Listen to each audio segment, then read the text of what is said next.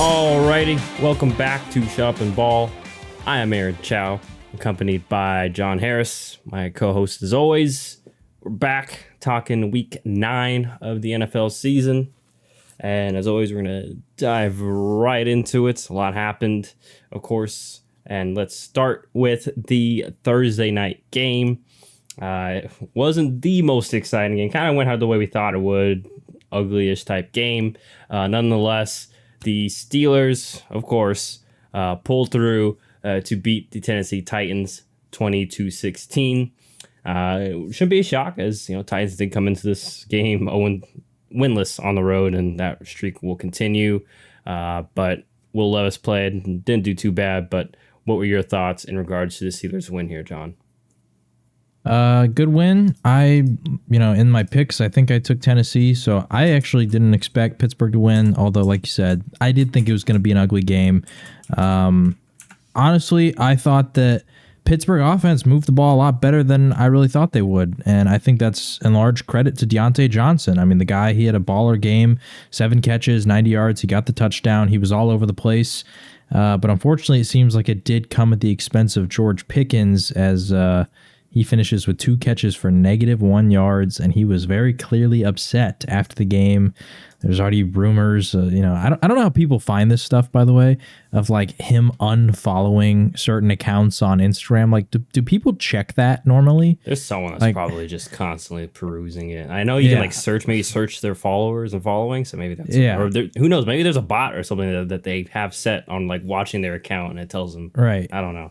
It's not difficult to know because like you can search on Instagram, like you can go to their followers and then search for the account, by just typing, but just the person who does that stuff. That's what I'm always wondering, because it's like immediately after the game, people are reporting like, oh, George Pickens unfollowed the Steelers and Kenny Pickett on Instagram. And it's like, who checks that? Did someone just think of that like because they lost? I don't get it. Anyway, George Pickens is very upset. I'm sure that Mike Tomlin will have a talking to him and he'll figure it out. But they got the win. That's what mattered. Like I said, they moved the ball well. Jaylen Warren and Najee Harris both had solid outings. Combined, they ran for about 150 yards. Deontay Johnson balled out. And Kenny Pickett, although it wasn't the prettiest of days, he didn't have like monster numbers. He was able to get it done through the air with Deontay and was, largely efficient. So, yeah, they did their thing. And on the other side, I felt like, Tennessee, they also kind of moved the ball decently, but there wasn't really any pop to the offense like there was the previous week, which was sort of to be expected considering you're playing Pittsburgh. And that's how it goes. I mean, shout out to Will Levis. I still thought he looked decent, but quite clearly wasn't the pizzazz that he had against Atlanta. Yeah, and I mean, you mentioned Pittsburgh in short week too, like we predicted, and it's kind of obvious. Just don't give him the one-on-one opportunities. And I think it did help also for Pittsburgh. You mentioned Deontay Johnson, but getting back Cam Hayward, obviously, because their run defense had not been great up to this point. I'm pretty sure if I remember correctly, they're one of the bottom teams.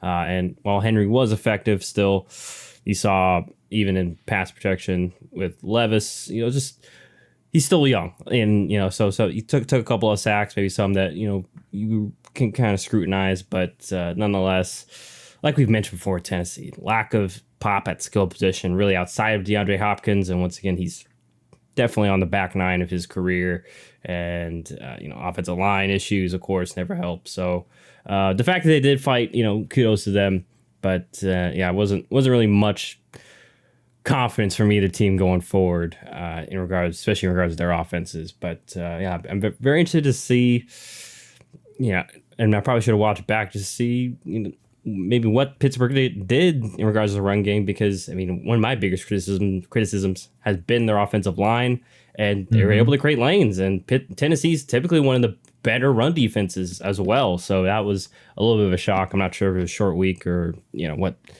Matt Canada and the gang cooked up, even though many in Pittsburgh are not a fan of Matt Canada and him cooking, but he was on the sideline this game, so maybe that was that was what, I don't know, the offense needed, or what he needed. But yeah, I think that was like a Mike Tomlin decision too, is what they were talking about in the pregame, was that he was like, hey, we want you down here because they were saying the quarterback can obviously talk to you when you're on the sideline, or will hear you when you're not on the sideline, but nobody else can, right? Nobody else can come and talk to you at all. Like, so him being on the sideline, obviously players can actually come up to you and speak to you, you know? Yeah, I get. Yeah, but my only, and I mean, I guess kudos to Tom. Maybe he knows his team better. But don't they have the phones on the sideline? I don't know, or do they not have those anymore? I guess it's. I'm sure there's like a way, but like, do you really think that like George Pickens is gonna go to the phone and be like, "Yo, Canada, get me the ball"? No, but he might do it like on the sideline. Yeah, I don't know if he even did it on the sideline. He was definitely upset there, but. Yeah, I guess it was a relational thing. Hey, we want you down here. So, and I guess it worked. I mean, we'll see how it goes moving forward. But yeah, and especially with 1-0 with Canada on the sideline. Yeah, and Kenny Pickett was coming into this game, with that potential rib injury that he got last week. So, despite all the question marks, Pittsburgh, as always, finds a way. Although, albeit it was against Tennessee. But nonetheless, crazy stat, which we'll talk about more of the teams in the division. But it's crazy that Pittsburgh would be in the playoffs if the playoffs started today, and would be well in the playoffs too. Like I think they're technically above Cincinnati or one of the AFC North teams. I think they'd be the 5th seed. Actually, I'm pretty sure they're above Cincinnati and Cleveland. Yeah, because I think I forgot it was you or our friend Dogger put that in our group chat. I was like, watch if it was that scenario, and I was like, if this scenario happened, somehow Pittsburgh would have beaten whatever team they would have played somehow. Nonetheless, they get to win on Thursday, get the 3 extra days rest, also Tennessee. So we'll see how both these teams progress going forward with their young quarterbacks. But let's go to the international game over in Germany. That was early Sunday morning. And it was looking like it was going to be a Chiefs rout all the way as they got up 21-0 in the first half. But then did not score in the second half and held off Miami as the Kansas City Chiefs obviously get the win 21-14.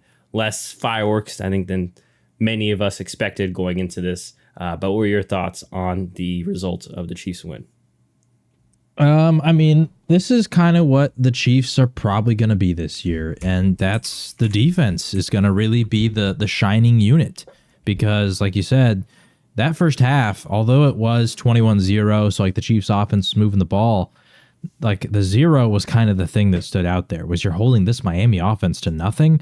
And sure, they did wake up in the second half. Miami shut out Kansas City in the second half, and they were able to get 14 in that third quarter. But I think the defense still largely held strong, even in that fourth quarter, making sure that Miami couldn't tie the game. They stood up when the offense couldn't do anything in the second half. Miami had a clear strategy to take away Travis Kelce, and it worked, especially in that second half. Like once they were able to be like, all right, we've got him under control. Now we just got to kind of handle some of the other stuff. Kansas City really couldn't do much.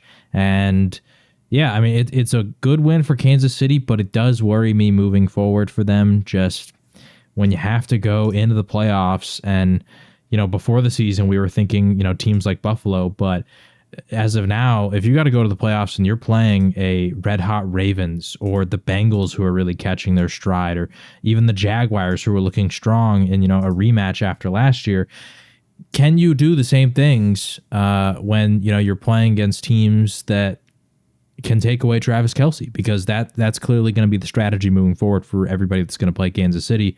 Obviously, that's always the strategy, but it's just, I don't know. We keep saying this. There's not a lot of other people that are stepping up outside of Isaiah Pacheco, and it's getting concerning, especially when you get into those do or die situations. But if the defense can continue to step up, then the Chiefs will continue to be the Chiefs. They'll just be doing it in a little bit of a different way than we're used to.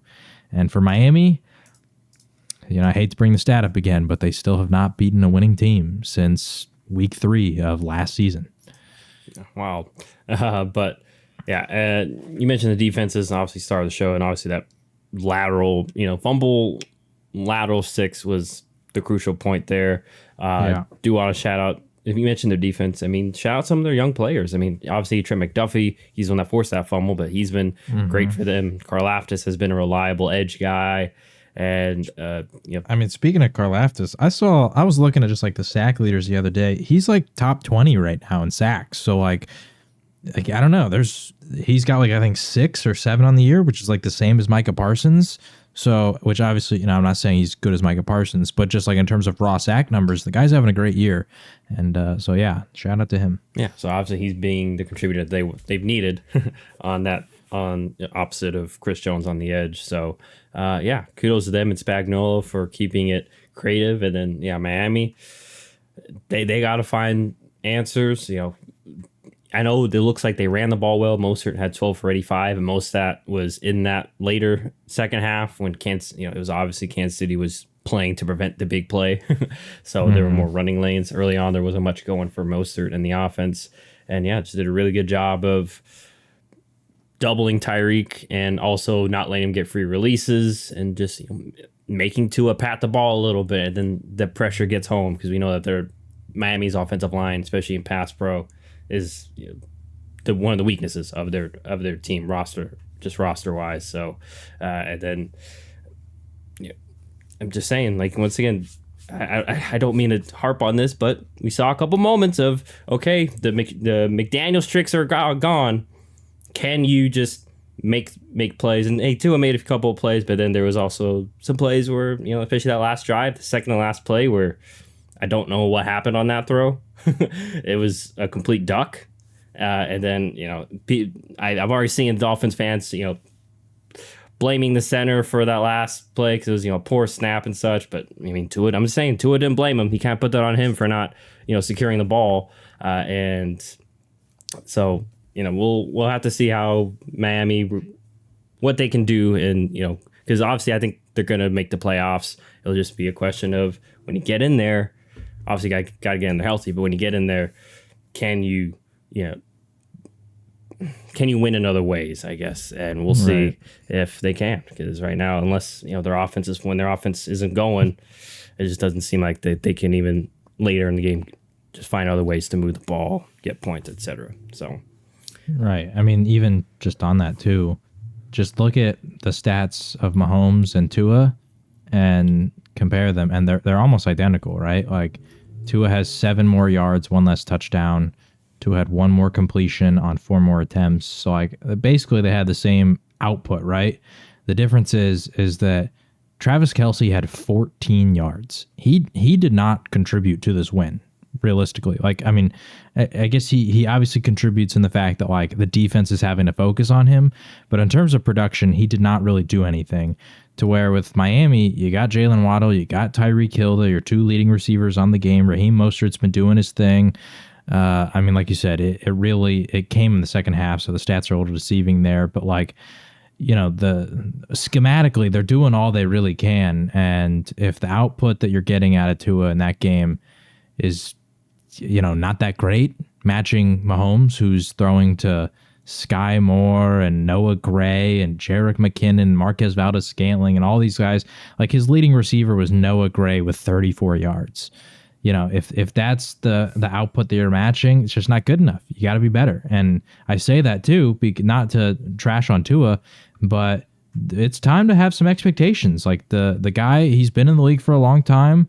People are calling him the MVP up to this point in the season. Well, then you got to play like it, because you're going against the guy who's the reigning MVP in Patrick Mahomes. And if you want to be the best, you got to beat the best. And unfortunately, the production just wasn't quite there. You got to outproduce him in this game because his defense is balling out, Yeah, and it's the last point too. It's just to be interesting because once teams, we've seen with maybe these teams that, these winning record teams, they're able to slow down Miami's run game and then live in 2 deep sets. And like I mentioned, double Tyreek, bracket Tyreek, and then make these other guys beat them. That really falls on other receivers and Tua just making plays and figuring that out. So we'll see. Obviously, they may get Devon H-An back soon, so maybe that will open things back up for them on their offense. But yeah, Miami's got some questions going forward, and obviously, is valid mainly due to that stat you mentioned about And I just wanted to add too, it's not on Tua. I know that my speech just made it seem like it is. Like this is a serious question about Mike McDaniel, their coach. Like all the best teams that you faced, even some teams that people would say weren't the best teams with winning records. Like remember the Chargers last year, they beat Miami late in the season, and that was like that Chargers game, I'm pretty sure was the one that like kicked off Miami's losing streak because the Chargers ran like heavy man press zone, or not zone, sorry, heavy man coverage, like press coverage where they just said, you got to beat us. And it worked, right? And then all of a sudden San Francisco did it, and all these teams start doing it, and the Dolphins ran on that like 4 or 5 game losing streak. But I don't know, like all these, like you said, all the good teams, they're taking away some of the McDaniels tricks, and it doesn't seem like McDaniels necessarily has more in the tank, or Tua's not able to overcome these things, or what have you, you know? Like they got to figure something out, because the schedule is not favorable for them moving forward. And, you know, like we've seen with this Dolphins team in the past too, like if they only win 10 games, that's not a guarantee you make the playoffs. Yeah, especially in the AFC, unfortunately. Because NFC they'd be in, but AFC. Oh, yeah. Yeah. So, nonetheless, Chiefs get the win overseas, and once again, that could be a factor in maybe both of these offenses being a little bit sluggish, or especially Miami is, you know, the overseas effect. But nonetheless, that is the result. Chiefs get the win in Frankfurt. There'll be another game this weekend, but there'll be less. There'll be less eyes on it, I'm sure. I definitely won't be waking up for it. I woke up for this one. I will not wake up for next week. Just spoiler alert. But nonetheless, let's get over to the noon games on Sunday. Let's start with what was supposed to be the best game, at least matchup wise, of the early slate. It was not, as the Baltimore Ravens put a beat down on the Seattle Seahawks, 37-3. I mean, the score really says it all. What were your thoughts in regards to the Ravens just dominating the Seahawks here? Yeah, man, the Ravens are the real deal. As of right now, I would say I'm not going to say they're the favorites to win the Super Bowl, but over the last month, they have been the best team in football.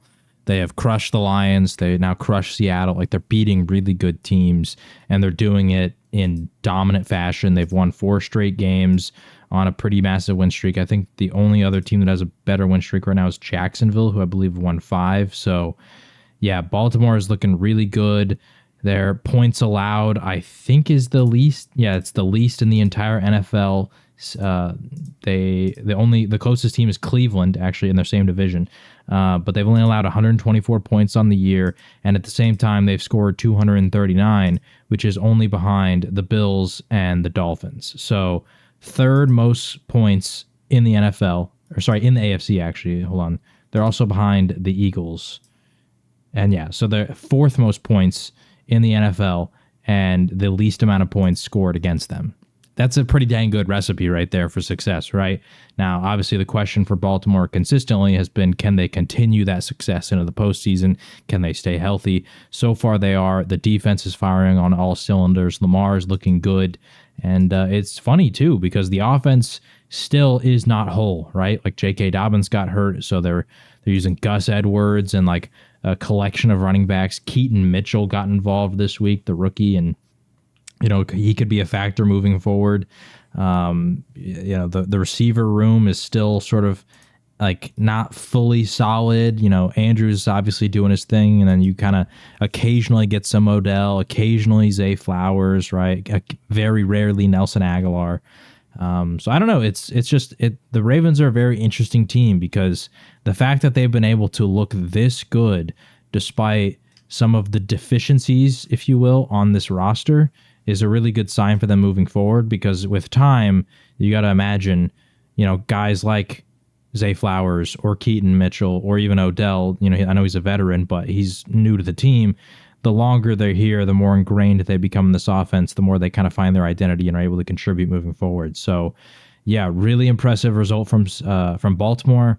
For Seattle, man, you know, it's the same thing that kind of happened with Detroit, where this is your litmus test. We know that Baltimore is a legit team. They got an MVP level quarterback in Lamar. They got a great defense, all these things. How good are you really?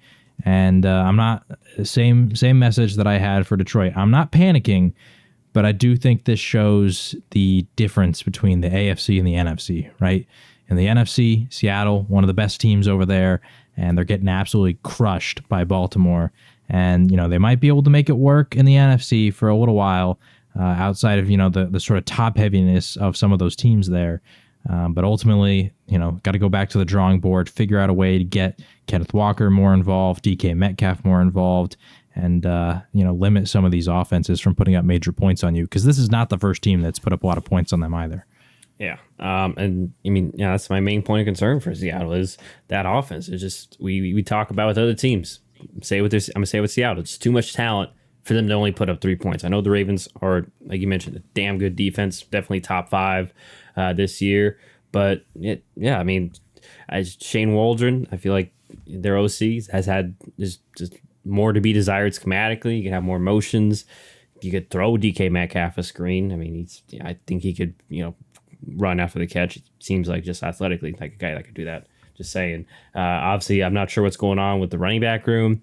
Yeah, because they incorporated a little more Charbonnet this week, and even then, it hasn't been well. I know they're young tackles. They were kind of hoping to have a launch pad off this year. They've been dealing with injuries. That hasn't helped, and that's led to more of the focus on their interior line, which was okay last year, but obviously it's taken a step back this year, and obviously all that has led to or culminated to Geno struggling, and maybe Geno's coming back a little bit to earth.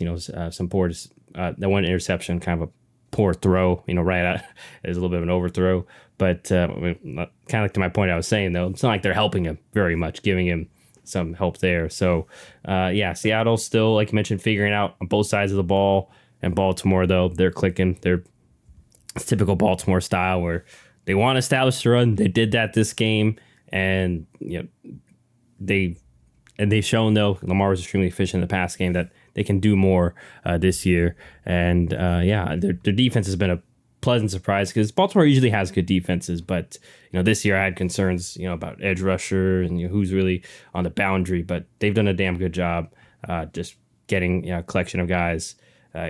We mentioned some of the young guys from last year. Kyle Hamilton playing really well, and obviously Roquan has been amazing, but also Patrick Queen now that I think he's more settling into being the number 2 linebacker and his role and his responsibilities. So and some of these other guys like Odafe Owe, and shout out to Davian Clowney too. He's been somehow giving them good reps and good production on the edge as well. So yeah, Calvin Noy too. I didn't even know he's on the team until this game. He had 2 sacks. So just leave it to Baltimore to squeeze a little bit more out of someone's career. They've done with like Justin Houston and stuff. So, and was it last year was JPP? Nonetheless, kudos to them. Like you mentioned, definitely one of the hottest teams, if not the hottest in the league right now. So we'll see if they can continue that streak. Let's go over to a full NFC matchup. It's my game, unfortunately. Not much to say here as my Packers took care of business against Brett Ripien and the LA Chargers 20-3 here. Aaron Jones returned, had a pretty good game, and Jordan Love, no turnovers, which is a big step, well, not big step, but a good step forward for him. But any thoughts here in regards to the Packers beating the Rams? I don't really have a ton. Obviously, with the young quarterback, this is kind of how you want to win. They relied heavily on the run game. A.J. Dillon got 9 carries. Aaron Jones got 20 carries. Like, a lot of running the ball. They mixed in Jaden Reed got a touch. Emmanuel Wilson got some touches. So they mixed in a handful of people, right? And, ran the ball quite a bit. And that's what they want to do. They want to run. They want to rely on the defense. And when you're facing an offense with a backfield of Brett Ripien, Royce Freeman, and Darrell Henderson, I think you can feel pretty confident about yourself in that. So unfortunate for the Rams because they started off the season kind of looking solid and like maybe there's a chance they can make a little bit of a run here. And the Stafford injury, we've talked about the lack of talent they have overall. There's no way they can overcome Stafford not playing. Like it's just not going to happen. So yeah, unfortunate for the Rams. Kyron Williams has been hurt. He's potentially going to come back here pretty soon. So hopefully him and Stafford can be back because if they can, then it's not over yet. They can maybe salvage something, but it's looking pretty dire for the Rams. And for the Packers, I don't know, solid win, but I don't know how much you can take away from it when, like I said, you're playing Brett Ripien. Yeah, who unfortunately, as of today, got waived for tough. So, and they obviously brought in Carson Wentz. We'll see, maybe obviously the status of Stafford going forward in that thumb, or if Wentz will have to be thrown to the fold. But tough day for Brett. Hopefully, he gets another shot elsewhere. And like we mentioned, there's just not too top heavy is the LA Rams has been our biggest criticism, and it's just starting to show now.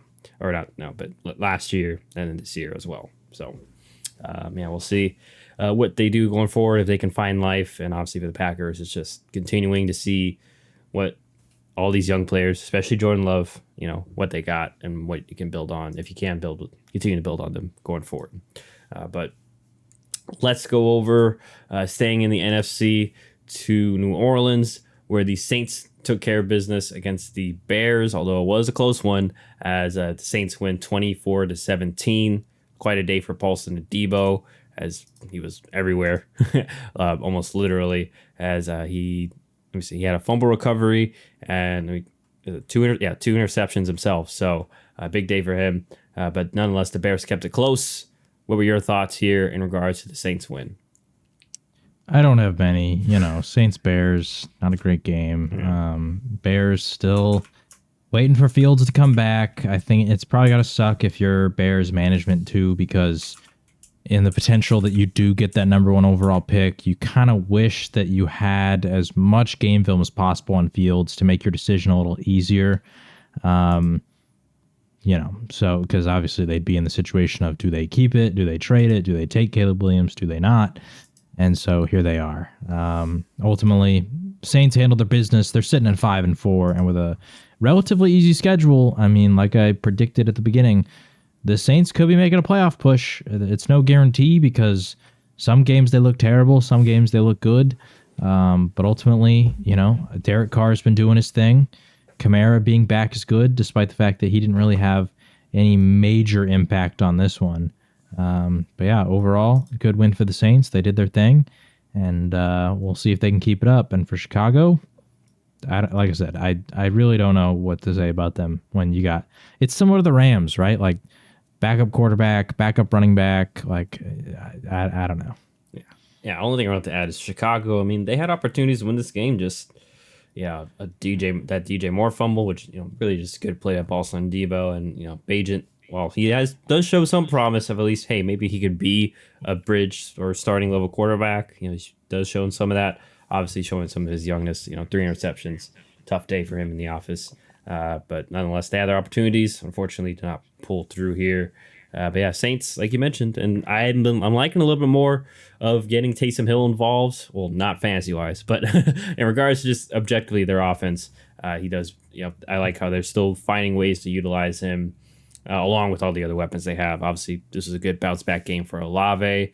He's kind of had a tough year statistically, and because I know his fantasy owners haven't been happy about that. And then also, Juwan Johnson, he's been dealing with injuries, and he's kind of been a solid tight end for them. So, Saints seem to be getting healthy and get rolling at the right time, like John mentioned. So we'll see if they can continue to capitalize on their softer schedule than most, and take advantage of that to get into the big dance later. And like I mentioned for the Bears, hopefully get Justin Fields back this upcoming week, if not sooner. But let's go over to what was, if I'm trying to think, but definitely was one of the more exciting finishes of the day, at least of this time slot. And it was the Houston Texans, in exciting fashion, getting the win over the Tampa Bay Buccaneers, 39-37. It was a CJ Stroud show, to put it lightly. And they did it without their kicker too. Lost their kicker midway through this game. So that potentially put a wrench in some things, but nonetheless, Houston found a way to beat the Bucs, or Baker Mayfield and the gang. Because even I thought when they put up that touchdown with it was like 30-40 seconds to go, right? Not a lot of time. I was like, man, I did turn off the game. I'm not gonna lie. I turned off the game. I went to a different game, and I had to run back like those Miami Heat fans back. Was it 2012, 2013 finals, whatever. But nonetheless, John, what were your thoughts in regards to the amazing game from CJ Stroud and the Houston Texans? Yeah, I turned the game off too, and I actually missed it until all of a sudden I get the message from you going, Stroud, in all caps. And so I watched the highlights. But what more can be said about CJ Stroud that we haven't already said? The guy is him. And for all you, football experts out there that keep getting in our comment section doubting what we say, remember that we said CJ Stroud was better than Bryce Young for months before the draft. I have been saying that literally the entirety of last year. I mean, we didn't talk about him, on the podcast specifically, but I have been saying it for years leading up to this draft class. As I was always a Stroud guy over Bryce Young, and he's blowing my expectations out of the water. I don't know how you felt, but is it crazy to maybe say that after the season we're talking about him in the top 10? Like, is that a crazy statement? I don't think so. Granted, he's still got to finish the year, but I mean, But if he's on this pace, like, he's thrown 14 touchdowns, 1 interception. Yeah, like, that's crazy. Yeah, like you're seeing high level decision making, and yeah, just take it's why I'm honestly feeling more and more better about when I mentioned he had the Rodgerish to him, because those are Rodgers numbers back in his prime, where he would only have he'd have 14, where he's oh man, he's not only a game manager but he's a gunslinger. He's a perfect combination of both. Yeah, the Rodgers thing is we're not calling him Aaron Rodgers obviously, but the comparison of the ability to throw for 470 yards and 5 touchdowns and not turn it over. That was what Aaron Rodgers was doing. That's what always made Rodgers special compared to a lot of other people, is you'd see a lot of other quarterbacks, even the modern day quarterbacks, right? If Mahomes, Josh Allen, Burrow, all these kind of guys, their interception numbers are in the double digits typically at the end of the year. I think Burrow 2 years ago, he had 14. Josh Allen's always, around double digits. They're always kind of in that range, which is fine. Modern day NFL quarterbacks, they pass the ball a ton, all that stuff. The reason that Rodgers was always just crazy is because the guy had finished the season with 4. And that was a normal season. And that's what CJ Stroud is doing right now. 14 touchdowns, 1 pick halfway through the year. On pace for 28 touchdowns and 2 interceptions is crazy. So, yeah, and I mean, even like I said, he's got to finish the season, but just looking ahead, in both of our top 10s, we had Stafford in there. Does he maybe drop out for Stroud? I don't know. It's certainly a conversation we had at the end of the year, because the guy is absolutely going crazy despite the lack of overall weapons. I mean, he did this week with 0 run game. Their leading rusher was Devin Singletary for 26 yards. He averaged 2 yards a carry. The defense clearly was non-existent for really either team. A 37-39 game. It's an absolute shootout. And yet Stroud came out there and he balled out. And shout out to the Texans playmakers too, because, it's a lot of former Cowboys, Noah Brown, Dalton Schultz, Tank Dell, the rookie. He's been fantastic as a deep threat, making huge plays. I don't know. The Texans, man, they're building something. And all of a sudden, that pick that they traded away to get Will Anderson, it's not looking nearly as grim as I thought it was when they made the trade. I still wouldn't have done it personally, because I don't really believe in trading a future first to move up a handful of spots. I mean, get your guy if you want to get your guy. But yeah, sitting at 4-4 halfway through the season doesn't look as nearly as bad of a decision as I thought it was going to be. So yeah, Stroud, guys balling out. And there you go. Also, this has to be a stat.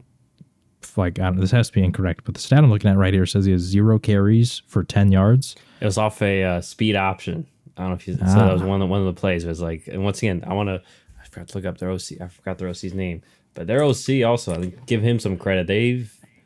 Obviously give Stroud credit but they put the game on his shoulders, and obviously this game was, but they've been doing that for a few weeks now, where it's because they haven't been able to get the run game going. No Dameon Pierce at all this game. And yeah, they're doing not crazy things, but creative things like that to keep the defense off balance. But does that not count as a carry though? I guess would it be not. 0 carries. Also, what was that designed? Because if this is the play I'm thinking of, it kind of looked like maybe it was just a lateral.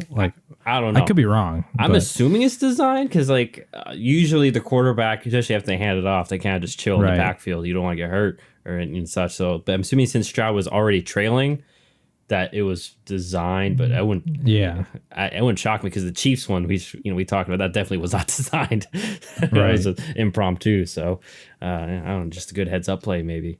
Yeah, I do want to add too quickly about the Buccaneers. Shout out to Rachaad White. I mean, the guy got workhorse numbers. He really did well in this game. Mike Evans did his thing. Cade Otton did his thing. But for the Buccaneers, I don't know. It's we're kind of seeing the age of that defense really kick in, allowing 39 points to this offense, just when this Buccaneers defense was for a handful of years kind of the thing that they really relied on. I don't know. It always kind of sucks to see when it's largely the same unit, but they're just not what they once were. Yeah, tough. But in regards, just to heap a little bit more praise on Stroud for me, yeah, like I mentioned the Rodgers stuff because like even like he just always somehow makes the perfect or the pinpoint throw, and he can do it from different, like we mentioned, different angles, arm angles. Like at times it looks like just a flick of the wrist, but the ball is perfect and on the spot. And when I was going back to in regards to the offense, it's not like the offense just hands them like screens and it's not like Noah Brown got like a screen behind the line of scrimmage and ran 75 yards. Like Stroud's throwing intermediate to deep passes, like throwing down the field, making those reads, making those decisions. And obviously, getting the ball there too. So yeah, whatever team or whoever was leaked that one, or was it the C2? I saw a couple of memes about it. But the C12, whatever that test was that was leaked around draft time that had people panicking about Stroud and such. Like, I want to know who it is, because like I wonder if it was like one of these other teams that were behind Houston, hoping that that would cause Stroud to fall. But yeah, kudos to Houston for not listening to that noise and trusting in their own evaluation, and obviously to us, because we were both high on Stroud regardless. And also, this is just I don't want to sound like the I told you so kind of guy, but it really frustrates me just some of the laziness that gets thrown around with some of these prospects, because I saw it around Justin Fields too, where like people blame both of them because they went to Ohio State. And it's like, guys, what are we talking about? Like, obviously Stroud's the better quarterback between the two, but like everybody was like, oh, Justin Fields never goes to his second read. And then I remember I made the post on our podcast Instagram that like out of every quarterback in that draft class, except for Trevor Lawrence, he went to the second read more than anybody. The only QB that did it more was Trevor Lawrence. In fact, the one who did it the least was Mac Jones, who everybody was praising out of Alabama, right? Because at Bama, you don't really have to. And so, and then there's that same BS for Stroud. It's like they're just throwing out all these random things. And it's like, when are you just going to sit there and watch the film and evaluate the player and project what he can be in the NFL? Stop sitting here and telling me about the stuff that he, blah, blah, the test, and, he went to Ohio State and they don't produce good quarterbacks and all that crap. Like, watch the player, evaluate him, come back with a real like answer and a real evaluation. Because otherwise you're just saying like stupid BS, and then all of a sudden in 6 months, I bet those same people are probably the ones that are all hyping up CJ Stroud right now. Yeah, I mean, just in regards to that, because we'll definitely have to mention this later when we do our draft evaluations, but like just to add on top of that, like Joe Burrow technically went to Ohio State, but that wasn't a knock, and he graduated from LSU, but LSU, I mean, name me another. I can't even think of another good quarterback came out of LSU. I mean, heck, Jamarcus Russell's been a huge kind of stain since then. So, like, where was his criticism? Like, these are all like, There's nobody good at it. And he was throwing to Jamar Chase and Justin Jefferson, but where are the criticisms there? Where, oh man, he had two amazing receivers, because that was a knock on Stroud. Oh, he's throwing to Marvin Harrison and Jackson Smith and Jigbo. Like, of course he would put all those numbers. So. But obviously, kudos to us, because we, and others that believe in him, because we weren't the only ones that, look beyond that, just believe in just the prospect and what he put out there. So, and like we mentioned before, this Houston team, still young, obviously with those weapons too, like not even, like I said, Noah Brown was 6 years in the league and, just off Dallas, and he's came in and had a huge day, and obviously Dalton Schultz has been a good signing for them.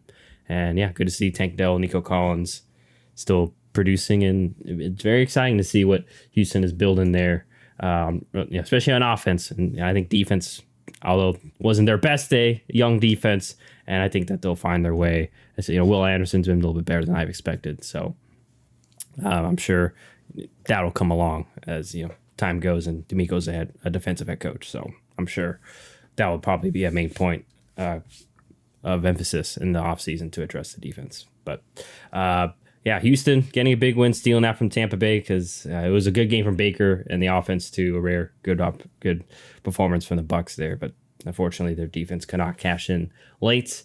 But so there's that. Let's go over to keeping it in the NFC to another exciting game. This one had a very fun storyline, kind of a battle of the backups per se, as the Minnesota Vikings get the win 31-28, but unfortunately for Darren Hall, he got knocked out this game. Joshua Dobbs had to come in and fill in, and despite some early turbulence, couple of fumbles, strip sacks and such, he came through and they win. They beat Taylor Heineke and the Atlanta Falcons. What were your in Atlanta, by the way? What were your thoughts in regards to the Vikings getting the big win here?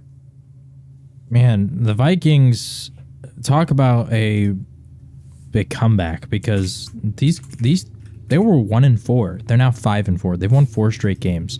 And I talked about it when the Kirk Cousins thing happened. It felt like, oh man, like that really took the wind out of their sails. What a way to get the wind right back in. You take the trade for Josh Dobbs, and some people could view that as, oh, like, what are you doing? Like, Kirk Cousins is out, Dobbs, like, what? Yeah, he's been okay with the Cardinals, but like, what are you doing, right? Like, just give it up, let the season go, start just throwing the towel.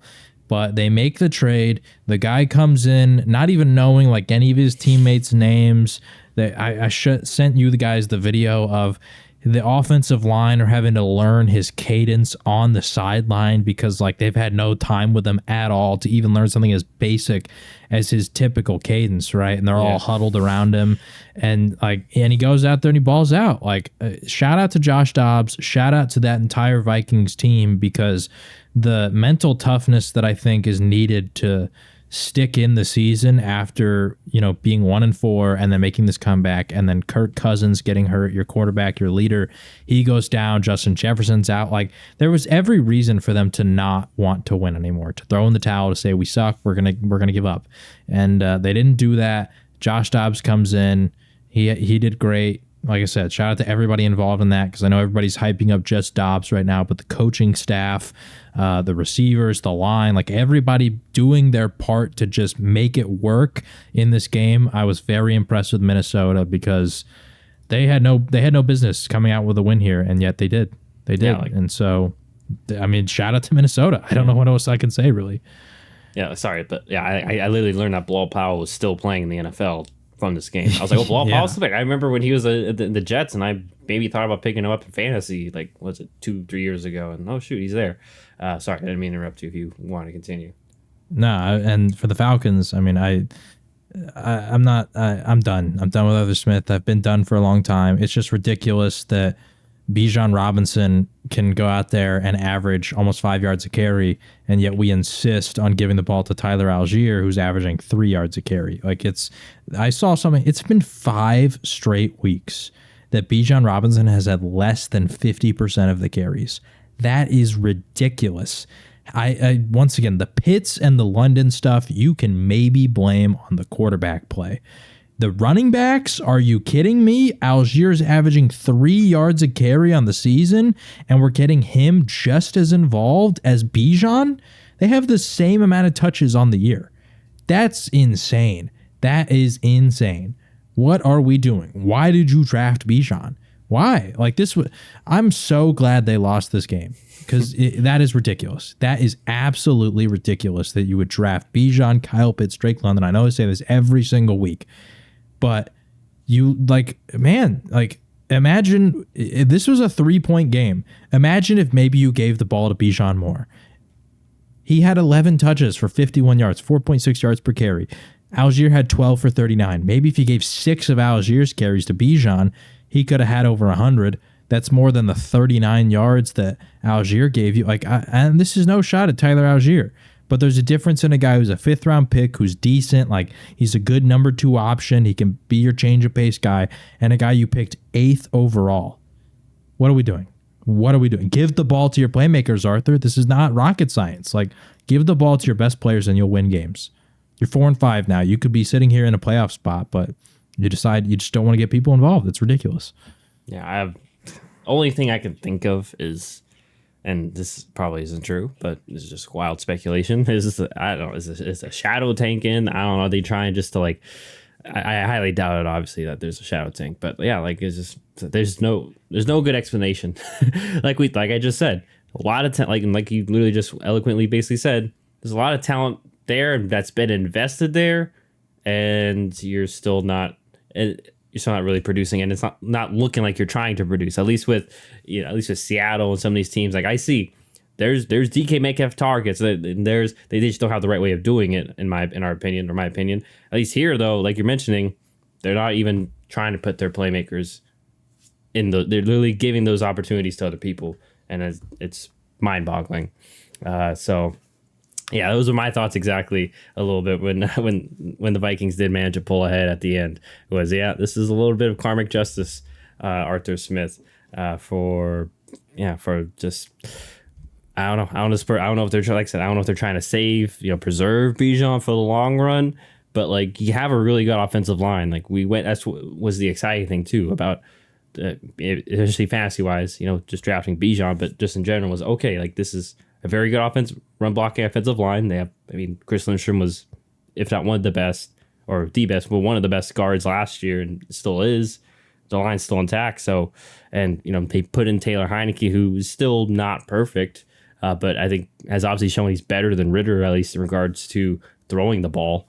And Johnny Smith, of course, had an amazing game. Granted, it was off 60 of that, and that touchdown was off in one play. But yeah, it's very interesting, these two teams, because like you mentioned, for the Vikings, I was with you. I thought they would pack it in, especially after losing Kirk Cousins, after losing Justin Jefferson to IR for a bit. So it seemed that was it, but no, they're still fighting. And kudos to Kevin McConnell, like you mentioned.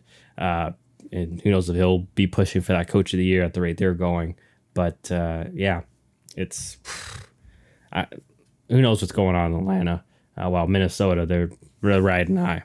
So we'll see. Obviously, I'm assuming Dobbs will be the guy going forward, and kudos to him too. Obviously, I know all the praise has gone to him, but just coming in, because he's done this multiple times where he's come in short notice, not a lot, just come in and played. Like he's just, for lack of better phrase, he's just a football player. I don't know what to say, because going out there relying on instinct is tough in the NFL. But him and the Vikings managed to make it work.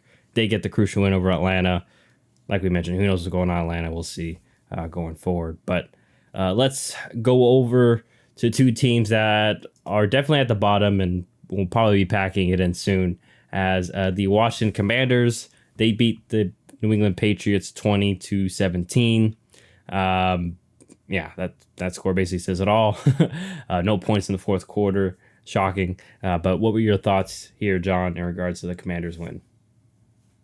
They did their thing. They got a tight win.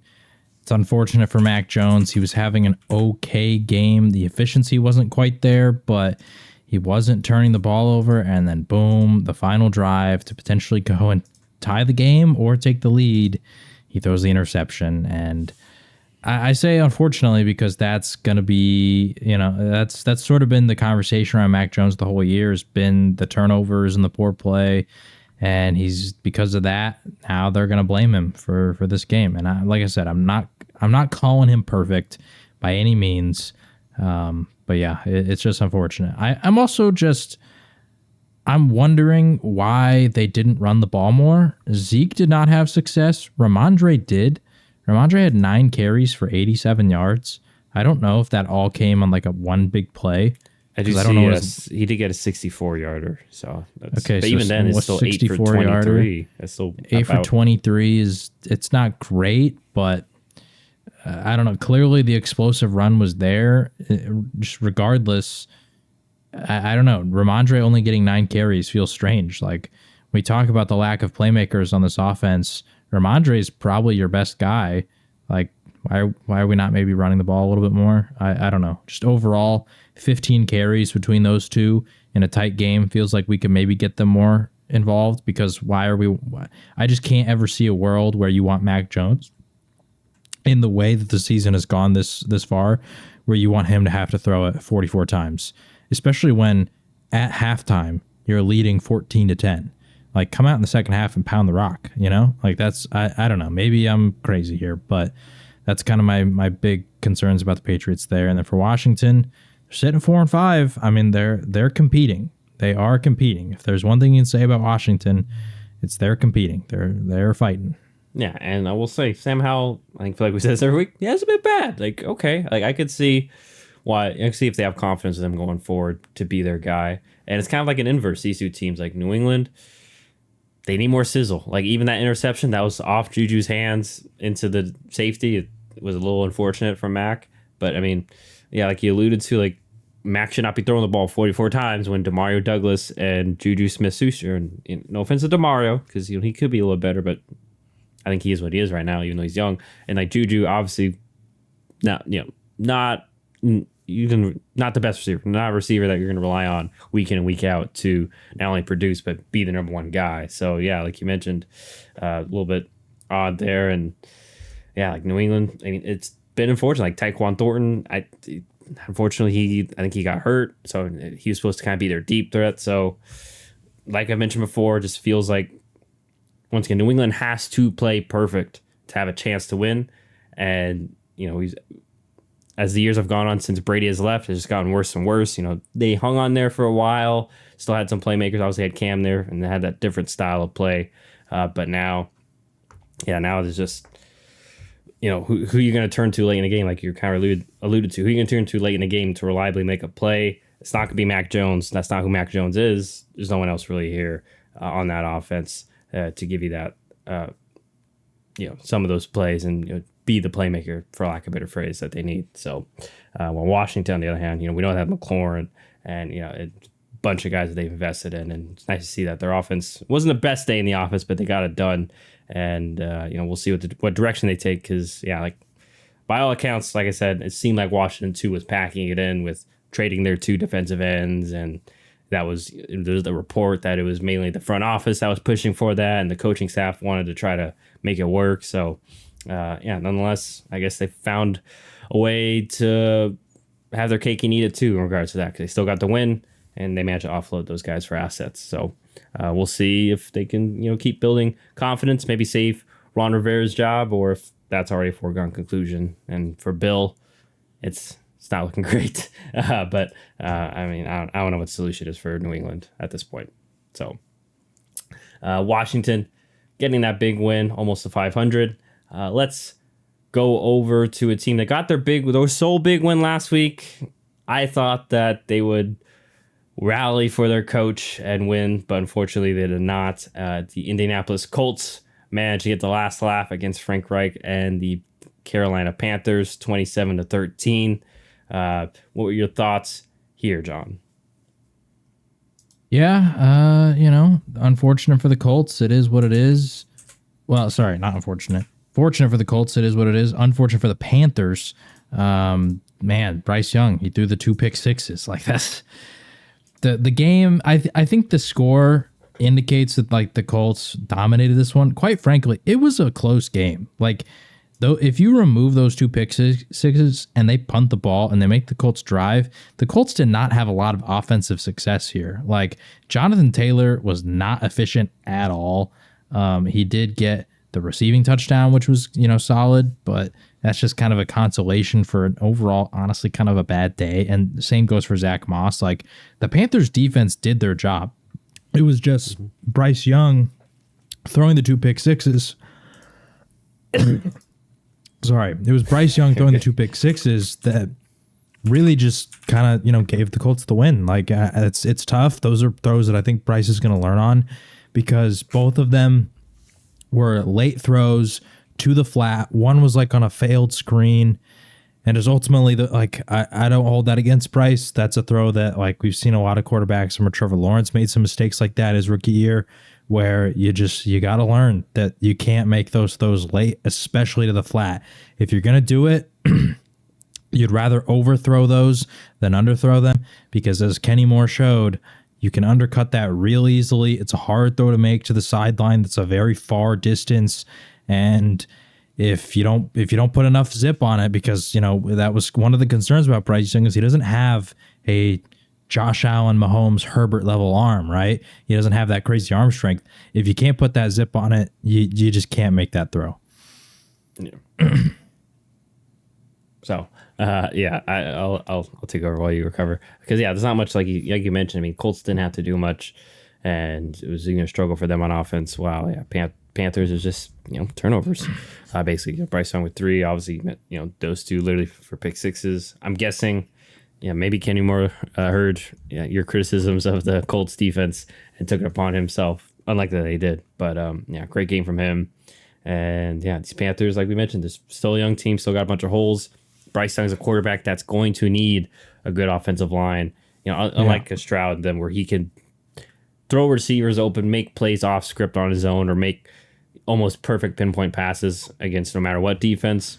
It seems like Bryce Young is kind of the other guy where kind of like a Tua, where he's going to need a little bit of help to really show that, his strengths and what he can do, which in regards to is, kind of like similar to his anticipation, ball, accuracy, I guess, especially in the short to intermediate area. And especially with his size, like we mentioned, his size is an issue. It's just, he's not going to be able to make a lot of those off script plays, and with no offensive line, basically, I know it's not the worst, but their offensive line's been an issue. It's tough to do that. So, then fortunately, go ahead. I just want to say on the Tua thing too, Bryce Young is he is strikingly similar, and I say that to say if you're a fan of the Panthers, the media is going to come at Bryce Young pretty hard eventually when the struggles are there, but don't give up, because if the Panthers can do what the Dolphins did for Tua and surround him with weapons that highlight his strengths, guys who are speedy, that he doesn't have to throw open because they can get open, guys who can create separation. Like we're seeing Adam Thielen is the most successful receiver in that offense. Why? Because he can get open. Terrace Marshall Jr. and Jonathan, you got athletes, but they're not necessarily refined, and they just aren't getting open. Adam Thielen can, and Bryce Young knows he can rely on him, so he's getting that guy the ball. If they can get guys who can get open and get a solid offensive line, then he'll be all right. Yeah, unfortunately, too, I saw a stat. I think technically Kenny Moore is already tied for second in regards to passing touchdowns received from Bryce Young. Usually that stats for teammates. I think obviously Thielen's number one, but I think if I remember, I wish I should have gotten it so I could properly give person to credit, whoever made that graphic / stat. But that's tough. I'm pretty sure it's NFL or something. NFL on CBS, so they'll be fine. But nonetheless. Speaking of those stats, too, we already talked about these teams, so I'm going to mention now. Yeah. The whole C.J. Stroud's got more passing touchdowns in his career than Kenny Pickett is crazy. It's crazy. Yeah, that's I forgot that we said that, and that's wild. But that is the Colts taking care of business, getting another good win under their belt under Shane Steichen over the Carolina Panthers. Like I said, no revenge game for Frank Reich, unfortunately. But let's move over to a game I almost forgot about, but to be honest, it was kind of forgettable in its own sense, as the Cleveland Browns dominated Arizona Cardinals 27-0. Any thoughts on this one? No. Clayton Tune, it is what it is. The Cardinals are already not a great team, and now they're out there with a third-string quarterback. Third-string rookie quarterback, too. Rookie quarterback, and he was picked in the 5th round, 6th round. So, he's not even high draft stock out there. So, I didn't have expectations on him. I'm not going to sit here and blame him for the loss. The defense wasn't able to stop Deshaun Watson in the passing attack either. Kareem Hunt, Jerome Ford, they got involved. Amari Cooper had a standout day. It is what it is. The Browns, like I said earlier, they're in terms of defensive production, they're the second least points allowed on the year. So they're balling. You got Clayton Tune. What do you expect? Yeah, it's tough to throw him out there against, like you said, if not definitely a top 3, but a top 5-ish defense. And we know how good that their pass rushers are. They began after it all year, so at least 7 sacks. Just how good their defense is overall. So he was kind of thrown to the wolves, unfortunately, because it's not like they could even run the ball to support him. They could do nothing on offense. Yeah. So the poor kid was thrown to the wolves. They get Kyler Murray back this upcoming week, so it'll be exciting to see what he can do. Obviously, what he looks like, but what he can do from there. But in regards to Cleveland, he took care of business, and he did so convincingly at home. So good for y'all, and good to see Watson obviously have a good day and get Amari Cooper going too, because that will be crucial going to the latter portion of the season. And obviously he left the game healthy, or Deshaun left the game healthy as well. He didn't get a re-injury or something that we saw a couple weeks ago to that shoulder. So Browns building a little momentum. They got a big game next week, and we'll see obviously what Arizona does going forward with Kyler Murray. But let's move on to the rest of the later games. There's only a handful here, or really 2. Let's start with your game, John. As your Dallas Cowboys. You okay? Sorry for that. Yeah. No, guys, I thought you were interrupting. You're good. Your Dallas Cowboys, unfortunately, came close, literally fell short against the Philadelphia Eagles, 28-23. Obviously, I'm going to throw it to you. You're the Cowboys fan. What were your thoughts in regards to this game? Yeah, it's tough. They lost. It sucks, all that kind of stuff. But honestly, I was encouraged by the result. I thought Dallas looked really freaking good. And like I said, I know they lost, but man, when they say it's a game of inches, they're not lying.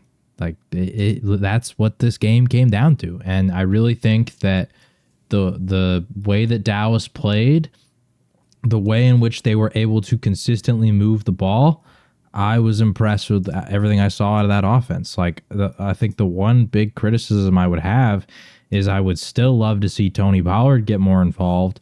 But other than that, I mean, the passing attack, like Dak killed it. Dak had an amazing game, and I have already seen people start to blame him. And I think those people are foolish because honestly, if there was anybody that just absolutely diced up that Eagles defense, it was Dak. Dak and the passing attack did their thing. They absolutely balled out. And so I got to give the guy his flowers. He did his thing. And yeah, and I wish they could get Pollard more involved because it just doesn't seem like they're able to do that consistently against some of the better defensive lines like Philly, like San Francisco. And I think that they kind of have to do that if they want to be the team at the end of the year that's able to beat those guys. And so I'm confident they'll be able to beat them at the end, like when they play them in Dallas in a month. But because, it's tough to beat a team twice. It was a close game. You're going to have home field advantage, all those things. But ultimately, the real matchup is going to be one that may happen in the playoffs. The reason I say may is because it depends on, seeding and all that kind of stuff. And, if the stars align. And one of them doesn't have to go play San Francisco first. So yeah, it's like I said, it sucks that they lost, but I'm fine with the way they lost because I really thought that they were able to. I mean, this might sound crazy, but in terms of just like offensive performance, I thought they were the better team. I thought they moved the ball better.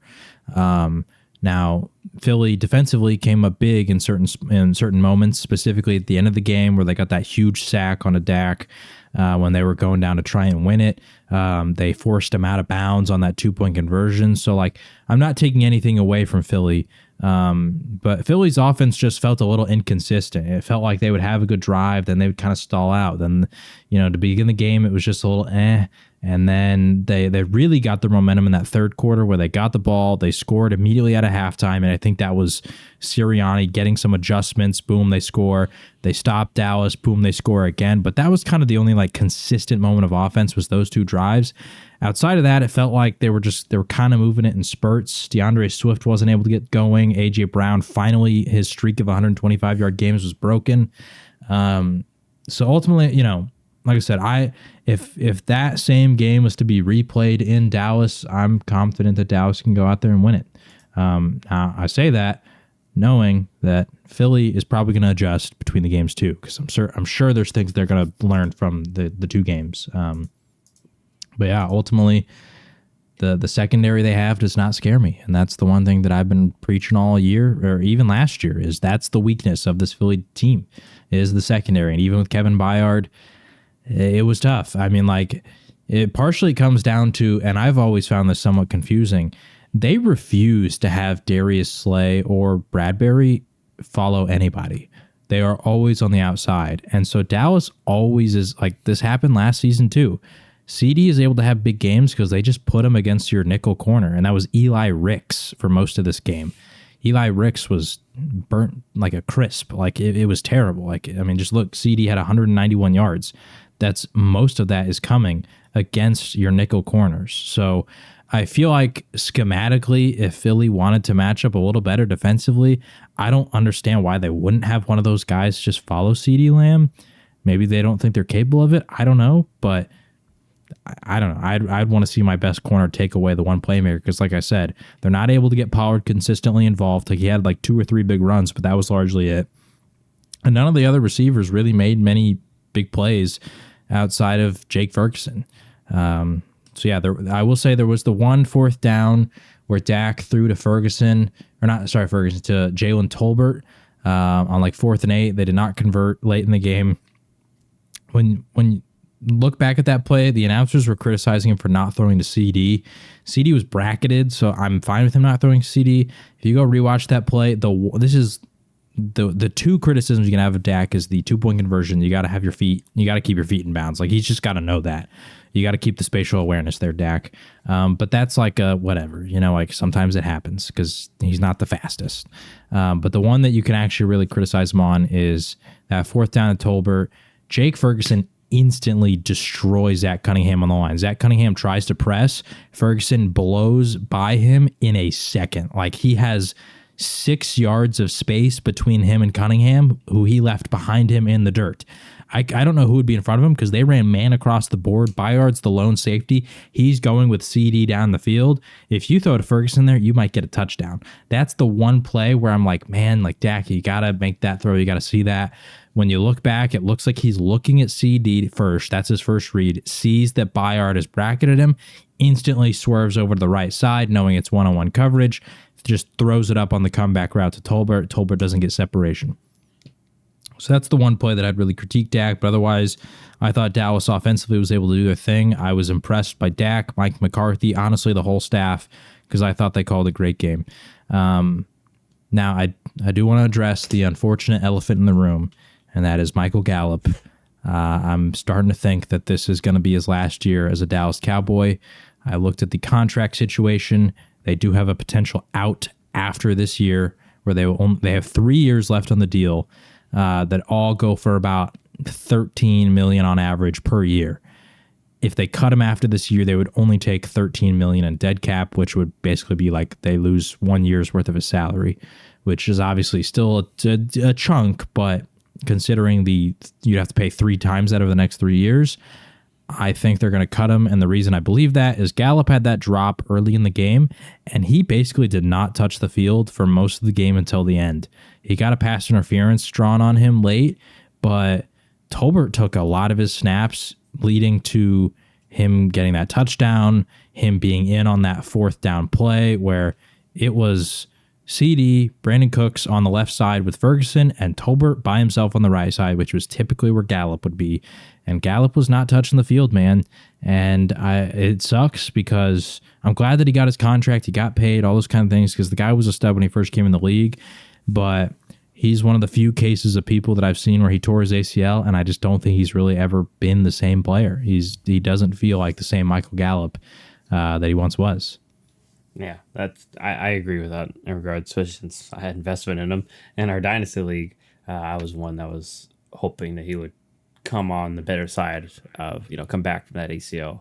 But, like you mentioned, it's not 100% recovery rate in regards to, yes, you recover, you can perform again, but yeah, getting back to that, it's like what JJ Redick said about kind of alluded to like switching sports, but on First Take earlier in the year about like it's hard to be people don't realize it's hard to be a professional and stay at the highest level and keep improving, and that's just one of those where I think that's kind of the case for Gallup, is that injury.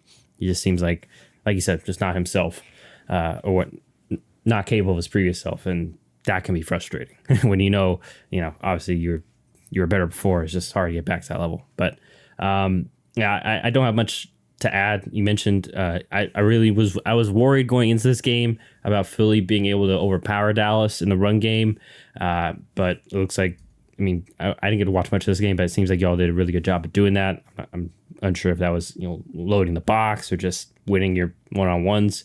It was winning at the line of scrimmage. They just, for the most part, Swift did not really have any lanes. Like, yeah. That was my worry too. I was like, oh man, if they can really run the ball, I'm kind of worried. But no, like the defensive line held strong.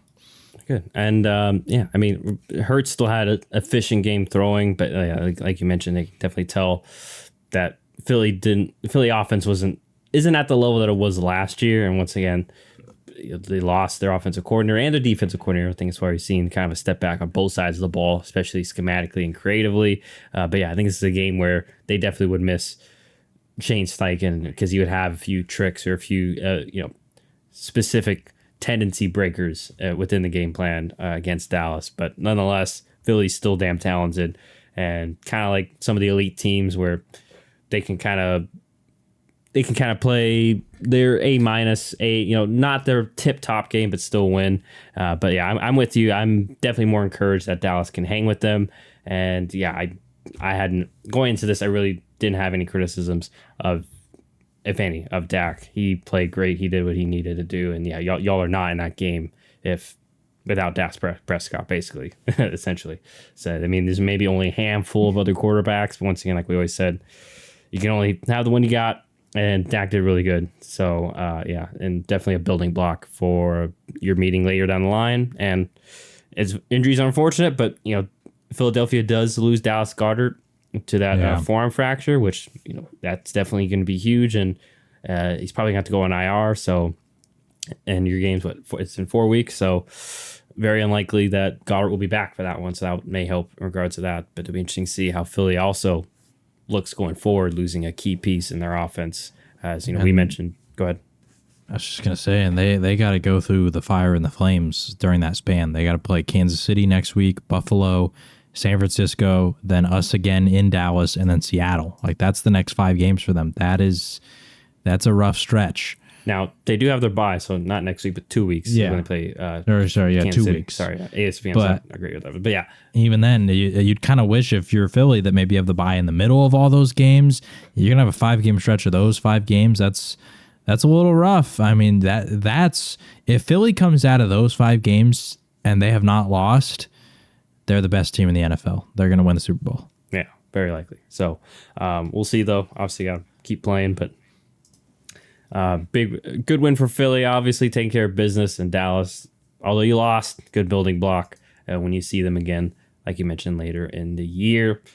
Speaking of building blocks, let's go on to the next one where the Las Vegas Raiders took care of business with interim head coach Antonio Pierce. The vibes were immaculate after the game. I think we've all seen that as they handled the Giants 30-6.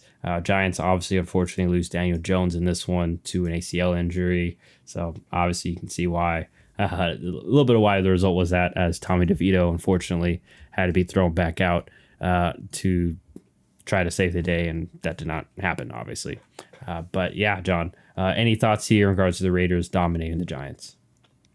No, not really. Another game. I don't have a lot of thoughts. Backup quarterbacks, rookie quarterbacks.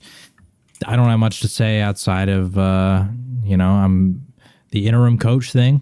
It's another win for another interim coach. That's all I'm saying. The interim coaches, obviously this context of this one is a little different than maybe some of the other ones, but interim coaches, I think there's maybe some superstitions there that with the interims, they might have, a winning record. I don't know the exact stats, but for the Giants, you're 2-7. You got a tough schedule ahead. They play Dallas next week, probably going to go 2-8. It's starting to look like they're in contention for that number 1 overall pick, which if that happens, it's going to be sucky for Daniel Jones that you got the $40 million contract and you immediately got replaced. But honestly, they should have never signed him to that contract in the first place. Yeah, and at least in regards to that situation, it is going to be an interesting situation because usually ACLs take at least a year, and this happened in the in November. So very likely you're not getting him back until November, and that's without a training camp and such too, or not without training camp being healthy. So yeah, it'll be very interesting to see, like, do they go with, I mean, obviously it's interesting to see where they are positioned and then what they do from there. Do they, hit the reset button, go with a new quarterback, and then are they able to find a deal for Daniel Jones? Because obviously you're going to want to get that contract off your books to build. Remember, there is the potential out, not after this year, but after next, which, like you said, sucks for Daniel Jones because let's say he comes back week 6, week 7, week 8, whatever time he does next year. He comes back around that point. They've probably drafted a young quarterback. That guy might have already proven himself by that point. If he hasn't, Daniel Jones comes back. It's, the first handful of games off an ACL is always a little bit rough in terms of your athleticism. The trend, I've looked this up, the trends for quarterback passing post ACL recovery, you see almost no change. Like once they come back, they're fine. The difference is the running and the athleticism, obviously. And with Daniel Jones, with the state of their offensive line, with the lack of weapons, we've seen like he has to run a lot. And I don't think if he's just a pure pocket passer, he's gonna be able to get it done. So all I'm saying is I think this might be Daniel Jones, not last year, but last year is the starter for the Giants, and they'll draft another guy, and we could see them move off Daniel Jones. Maybe if they don't trade him, maybe cut him, like I said, with that potential out. Yeah, and last point in regards to the Raiders did seem like, I mean, it wasn't efficient, but it seemed like Josh Jacobs kind of got back to what he was looking more like himself. And, I mean, we'll see what happens to Aidan O'Connell, but yeah, good little interim head coach boost. Like you mentioned, we'll see if it lasts, if it's a continuous thing for them, or if this is just, flash in the pan, like they said, the witch is gone and there's hyped for 1 week and then back to earth the next week. But we'll see. But obviously, big win for the Raiders and Antonio Pierce and for that whole locker room, as they are now fully rid of Josh McDaniels. I wonder if they did a burn some sage too, Kyrie style, to fully, get all the Josh McDaniels, aura out of there. But nonetheless, they handle their business at home, get the big win from the crowd, and for their interim head coach Antonio Pierce. Let's move to the Sunday night game, where this was a rematch of last year's playoffs, and who knows, they may meet again this year, as the Cincinnati Bengals once again get the better of the Buffalo Bills, 24-18 here. What were your thoughts in regards to the Bengals getting this win over the Bills? Man, I think the Bengals just have the Bills number. Obviously, this year's a little different compared to previous ones because defensively, the Bills do not have a lot of their studs. They're missing Tre'Davious White, Matt Milano. I know I have to say that every week, but it's a real concern because those guys are some of the best at their position, let alone on the Bills team. And so if they're out there, maybe Joe Burrow isn't able to throw for 350 yards and 2 touchdowns. Because, I mean, Joe Burrow was kind of able to do whatever he wanted, honestly. He's looking good. He's back to moving around. In the post-game interview, he was talking about that. He can finally run again. He's feeling good. They've won 4 straight games. The Bengals are red hot, and they're starting to look really strong.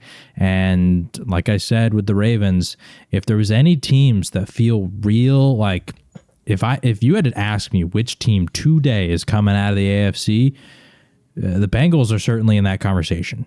Obviously, that's today. That's after week 9. There's still a lot of football left to be played before we get to that spot. But as of right now, they're starting to hit their stride and they're looking good. And for Buffalo, man, the situation's not dire, but they're 5-4. If the season ended right now, they would not make the playoffs. And they're going to have to figure some stuff out because this game felt like they went back to their bad habits of nobody else is involved in terms of running the ball. We're going to have to make Josh Allen play hero ball. Stephon Diggs is going to do his thing. It's nice to see that Dalton Kincaid is now consistently producing. Outside of that, though, it's Josh Allen, Stephon Diggs, and now Kincaid. That's kind of it. James Cook didn't have a massive involvement in terms of production. He wasn't very efficient on the ground. I don't know. They got to figure this out because this is just too common of a story. And with the lack of defensive health, they need to have some of these other guys step up more. Yeah. And even, Dalton Kincaid, I don't mean to trash on the kid, but I mean, he had that untimely fumble, that really killed a drive that they were driving to and kind of knocking on the door to at least score. And that was just a really great play by Pratt, punching the ball out while he was, mid somersault basically. But yeah, like we've mentioned, just is there someone else that scares you on the outside? Because no one else scares the outside of Stephon Diggs, and that was obviously the focal point for the Bengals and for many teams past that. And yeah, like you mentioned, the whole James Cook experiment is not going well. And, like we just, once again, like Khalil Shakir's been solid, but I don't think he can prove to be a true threat as a number 2 option or, at least another wide receiver option for Josh Allen in the offense. And so I will say in regards to, like you said, the Bengals, Burrow was extremely efficient. Like I said, did whatever he wanted, really, especially in the first half. And they moved the ball with incredible efficiency and did what they want.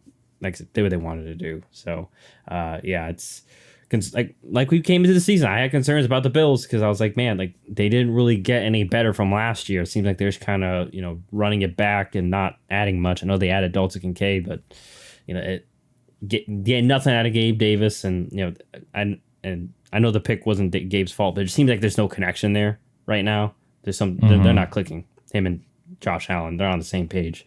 So yeah, it's just more and more on Allen and Diggs, and yeah, and I guess Kincaid you can say is, kind of was piggyback in regards to that. But yeah, it's tough sledding for it reminds me a lot of like some of those years with Rodgers where it's just especially with Mike McCarthy, where it's just Rodgers and Devontae Adams, and people are sitting there wondering what's going on. It's like, well, I mean, the offense is basically these two guys right now, right? And teams know that, and after that, it's just okay. Can everyone else beat you in the answers, especially against the Cincinnati Bengals, some of these elite teams? No, it's not going to happen unless Josh Allen has an A+ day where he just can't be touched and is making every throw possible. But that didn't happen that night. And once again, like we mentioned before, Bengals have a good defense too, so that's hard.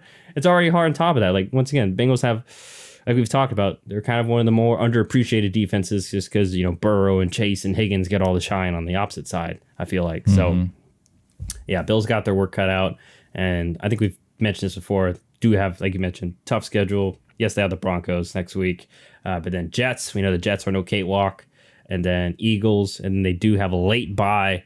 So maybe that's when they can try to figure something out, but obviously past the trade deadline and such, so no real impact. And I don't think Leonard Fournette's going to be a huge X factor for them.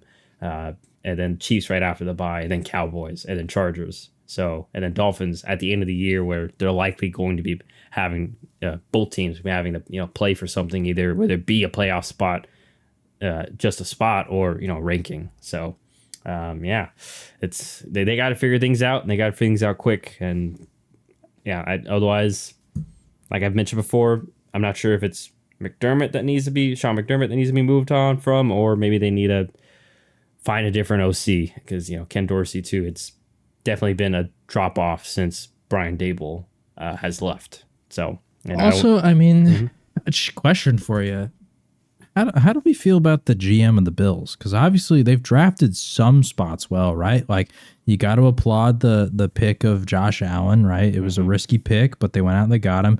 And then defensively, I feel like they've drafted well. Like, I can't really think of any huge misses on the defensive side in terms of like early round picks. But offensively, if we remove the trade for Stephon Diggs and with Kincaid, we can give him all his credit. It's still a little too early to really tell if he's, actually going to be solid long term. They haven't really drafted that well, like offensively. I love James Cook, but he's inconsistent. It doesn't feel like, and I don't know if that's a him issue, an offensive line. I don't know. I don't pay attention enough to the Bills to really like dissect their play calling and all those kind of things. But like that's kind of been the case for every running back. They've just thrown the dart at like all these third round running backs over and over, second round running backs, and they haven't really hit on anybody in terms of a consistent starter. The receivers outside of Diggs, like I said, haven't really found anybody consistent yet. Like the offensive line has not necessarily been elite by any means. I don't know. It feels like maybe the people who are constructing this roster maybe need to be put a little bit under a microscope here in terms of the way they've built the offense.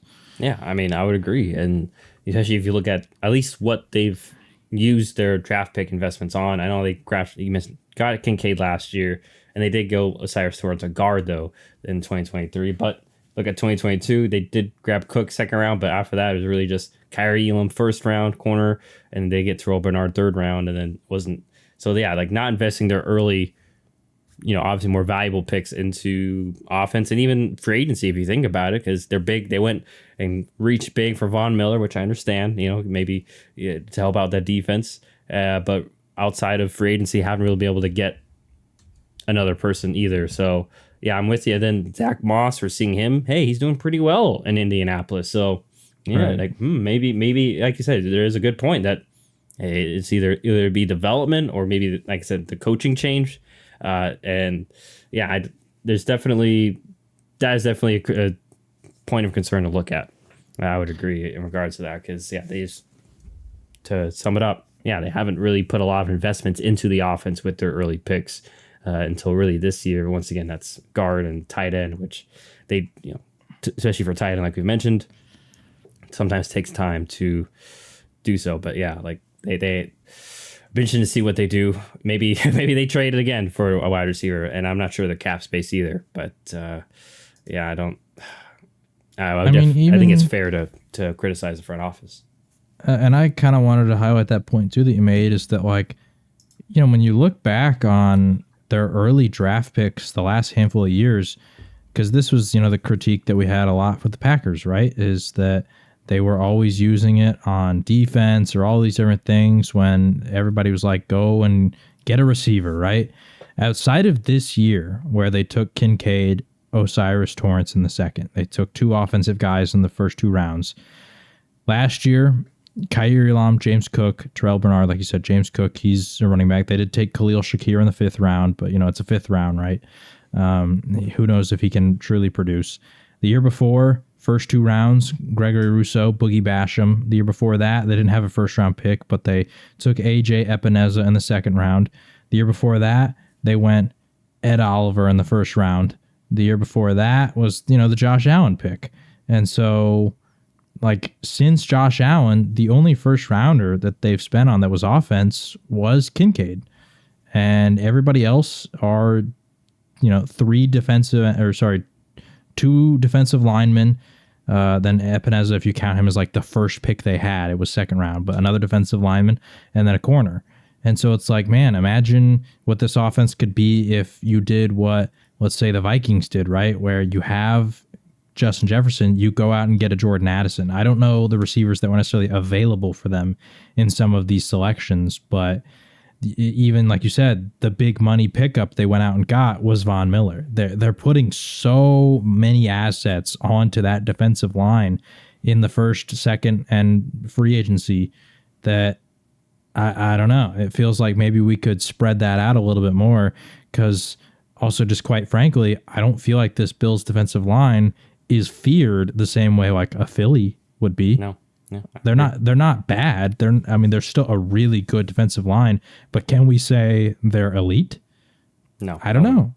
Yeah, exactly. And so it just seems like ultimately, yeah, I don't know. My main point is just, man, like, it seems like the Bills are not, I wouldn't say they're squandering Josh Allen's prime, but certainly the roster construction over the last handful of years, it's good, but they need to be better. Yeah, it seems like, once again, alluding to kind of like the Packers comparison, they're kind of resting on their laurels that we got Josh Allen. We're good on offense. He'll figure it out. And yes, he's great. He's awesome. But like we see, even the Chiefs help out Mahomes, and like I said with the Eagles, like they find ways. And yeah, like some of these greater offenses, they still try to add. Like just once again, you're not getting better, you're getting worse. We say it every offseason, and it just felt like this offseason, it's coming to be true that the Bills really didn't get any better, in regards, especially comparison to last year. And it is unfortunate they've lost some injuries, but like we said before, injuries are just a part of the game.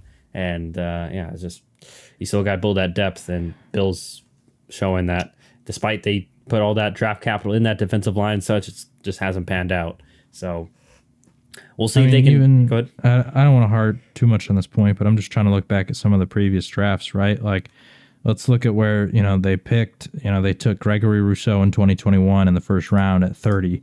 After him, in terms of offensive weapons or just offensive players in general, you got Javonte Williams, you have Landon Dickerson, you have this 2nd round was kind of tough this year, I'm not going to lie. Creed Humphrey, Pro Bowler there that the Chiefs went out and took. So, there was some at least offensive lineman options there. But 2022 NFL draft, they take Kaiir Elam at 23. Yeah, 23. In terms of offensive players picked after them, Tyler Smith for Dallas. He's been a stud. Tyler Linderbaum for Baltimore. You have Christian Watson for the Packers. Breece Hall for the Jets. Like Kenneth Walker for the Seahawks. I don't know. It feels like there are options out there that they certainly could have taken. George Pickens for the Steelers. There was options is basically my point. And once again, I'm fine with some of the people they ended up taking. They ended up going James Cook in the 2nd round. And you know me, I am not a running back in the 1st round kind of guy. But could you maybe imagine this Bills offense with Breece Hall? Oof. That's kind of scary with Stephon Diggs. Then this year, maybe instead of taking Kincaid, because with Breece Hall and Diggs, you don't necessarily need another big-time playmaker. Then you could use that draft pick on a defensive guy if you felt more confident, or you could still take Kincaid. And now your offense is really loaded, and you don't have to rely as much on the defense, which historically has been proven to be much harder to rely on consistently over the years. I don't know. Like I said, I just feel like they could be using these picks a little more efficiently. And I agree. So we'll see what happens with Buffalo. And maybe you mentioned Pickens. Maybe we mentioned him earlier. He's upset, a little upset. Maybe in the offseason, that's ironically who they maybe can go get, especially since he's still on the rookie contracts. But nonetheless, Bills got some figuring out to do, and they got to figure out fast. As like I mentioned, they don't get their bye week for a couple weeks and have a brutal stretch upcoming. So but Cincinnati taking care of business. They are back. And definitely going to be a threat going forward. But let's go to the last game, the Monday Nighter. And not much to say on this one, as well, as the Chargers pretty much handled their business from the jump, beating the Jets. I don't know why I can't pull up my score here because I'm dumb. It was, sorry, I mixed up my tabs. 27-6 Chargers, like I mentioned, wire to wire. They were leading. They were in control. What were your thoughts, if any, in regards to this one? The Chargers, the surprising part for me here was they were kind of able to have their way on all three. Well, not all three, but specifically defensive and special teams. Like the defense showed out. They were able to cause a lot of turnovers there. Joey Bosa had a really solid game. I mean, they forced 3 fumbles. So, and that was the fumbles that they lost. I don't know. Maybe they forced another one. The Jets recovered it, but ultimately, they forced 3 fumbles. That was huge. The Jets also had more penalties, although the penalty yards kind of evened out, but more penalties total. The Jets allowed more sacks. Like, it was just, the Chargers were just the better team on a lot of the key metrics, and that's how it goes. I know that Herbert and the offense didn't quite have that great of a game.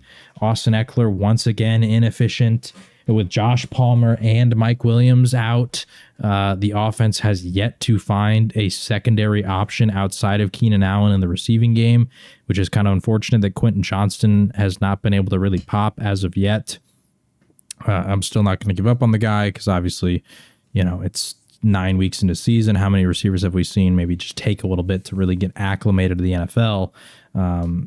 Even I remember when Brandon Ayuk was in the doghouse, right? Like Shanahan wouldn't even play the guy. Years.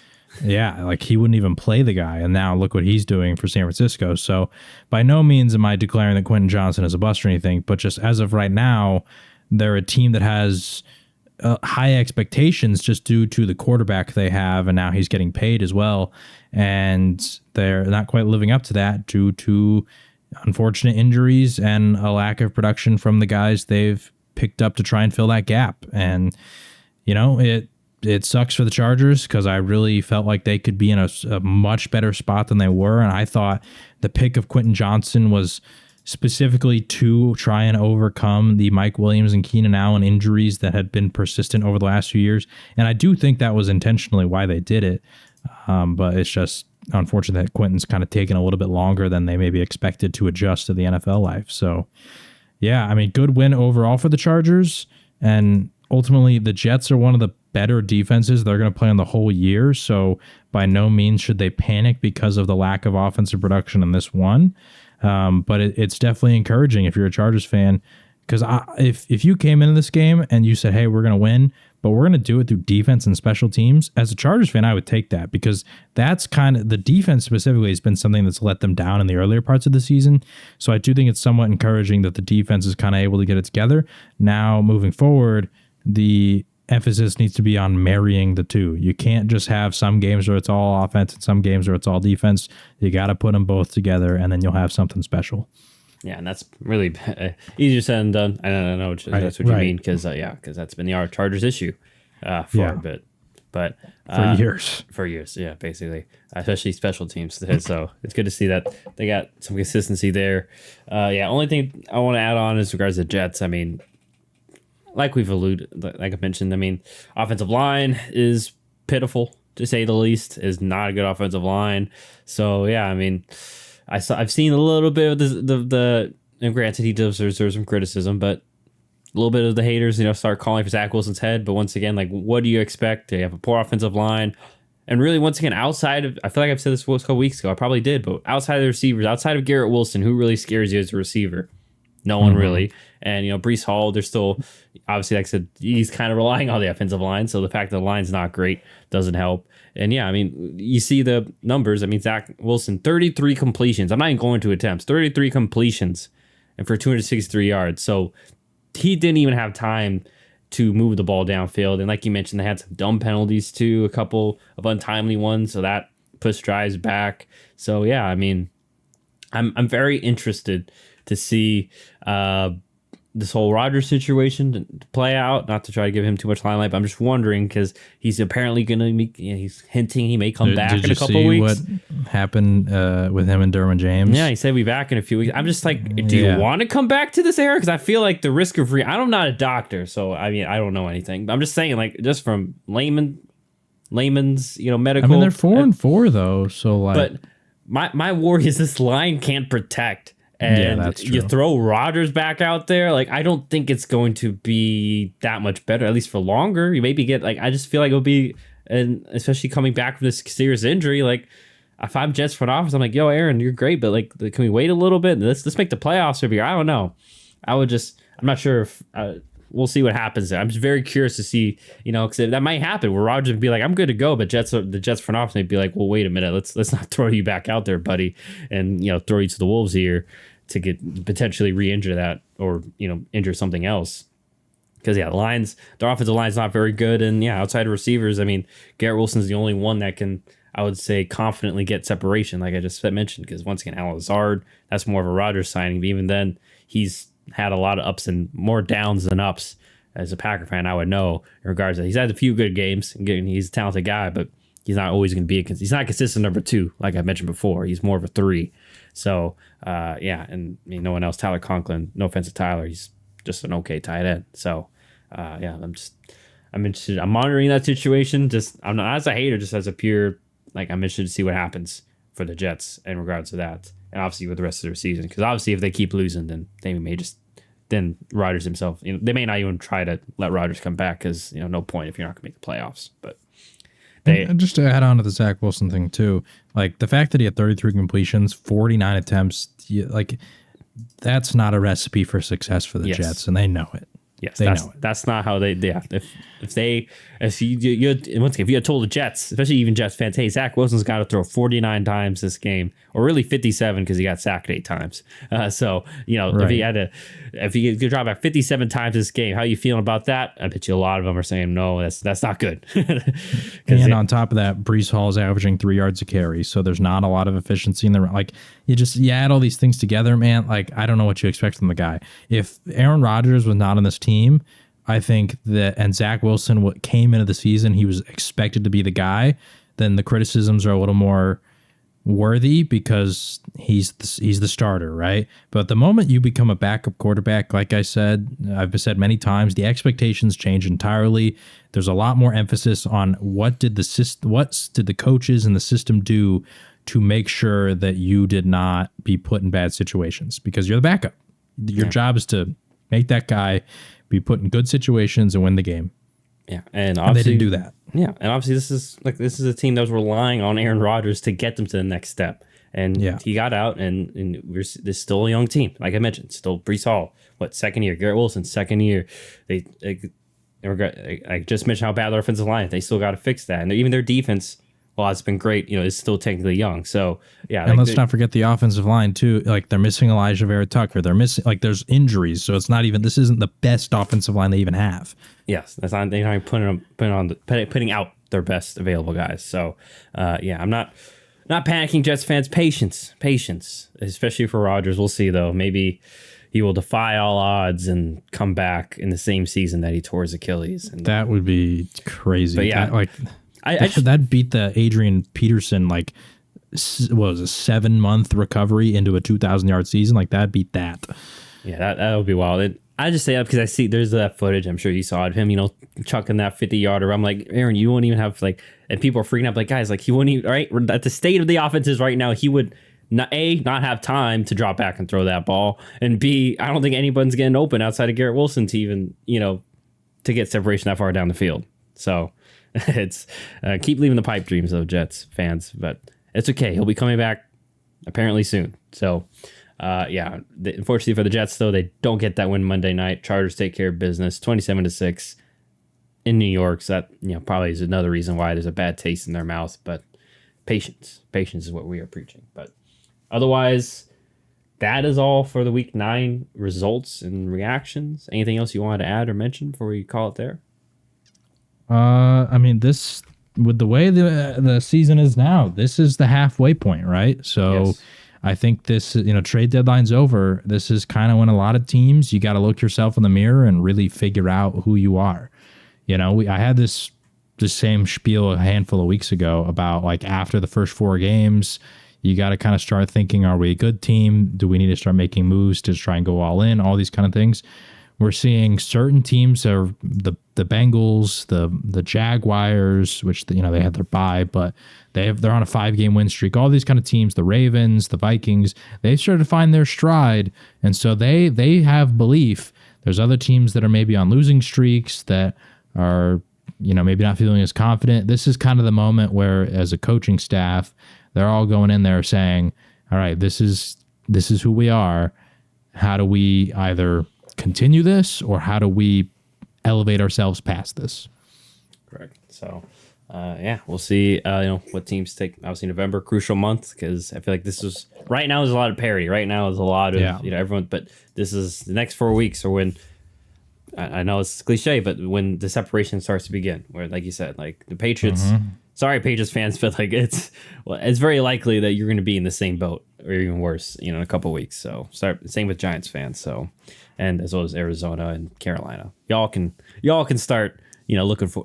We'll give y'all permission to look forward to the draft because, y'all are on the outskirts as of right now and probably will be. But we'll see. If maybe like, for example, the Pittsburgh, if they'll eventually come to earth. But spoiler, I don't think they will because, for example, this week they play my Packers, but. We'll get into Week 10 picks next time. That's not for this. We're done here for the day. That is all from John and myself. As always, feel free to rate, review, and comments. But like I said, we'll be back for Week 10 picks later